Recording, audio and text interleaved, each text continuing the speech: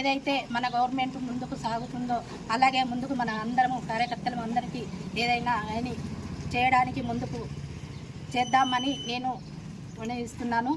కాబట్టి మన ఈ రైతుల విషయంలో అంటే ఎలాంటి ఇబ్బందులు కలగకుండా ఉండాలని మన పార్టీ విషయంలో నేను చెప్పడం జరుగుతుంది. ఏదైనా మన పార్టీ విషయంలో మహిళలకు కానీ ఏదైనా ముందుకు పోవడానికి మన గవర్నమెంట్ మన కాంగ్రెస్ పార్టీ సాగుతూ చేస్తుందని నేను ఒక విజ్ఞప్తి చేస్తున్నాను.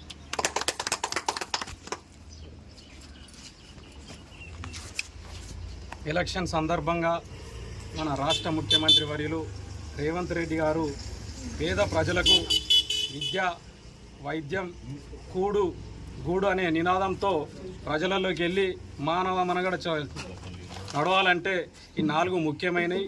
ఈ 4 మీద కూడా ఈరోజు రాష్ట్ర ప్రభుత్వం పెద్ద దృష్టి పెట్టి ఈరోజు సన్న బియ్యం పేద ప్రజలందరికీ కూడా రేషన్ కార్డు ఉన్న ప్రతి ఒక్కరికి ఒకరి వెంట 6 కేజీల బియ్యం